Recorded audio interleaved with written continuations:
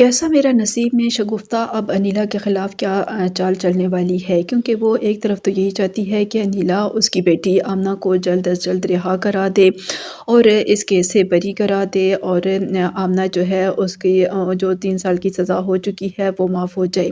दूसरी तरफ वो अनिला को बदनाम भी करना चाहती है और उसने सरफ़राज़ के वकील की जो फ़ाइल हासिल कर ली है, अब वो ये फ़ाइल अनिला को दे देती है और उस आदमी से यही कह देती है कि तुमने मेरा एक काम करना है, तुमने बस ये कहना है कि मैंने वो फ़ाइल नहीं उठाई और मैं भी मुकर जाऊँगी कि मुझ तक तो वो फ़ाइल पहुँची ही नहीं है। और इस तरीके से सारा इल्ज़ाम जो है वो अनिला पर लगाने वाली है और अपने शौहर सरफ़राज़ से यही कहने वाली है कि अनिला ने उसका जो वकील है उसकी फ़ाइल चोरी कर ली है और इस तरीके से वो अनिला को बदनाम करने वाली है।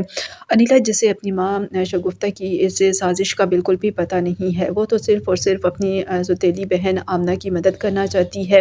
लेकिन उसे मालूम नहीं है कि शगुफ्ता ने उसके ख़िलाफ़ क्या जाल बिछा दिया है और किस तरीके से वो उसको बदनाम करने वाली है। तो अब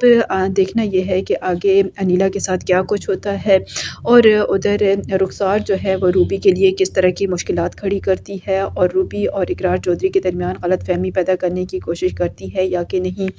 ये सब कुछ जानने के लिए देखते रहिए ड्रामा सीरियल कैसा मेरा नसीब।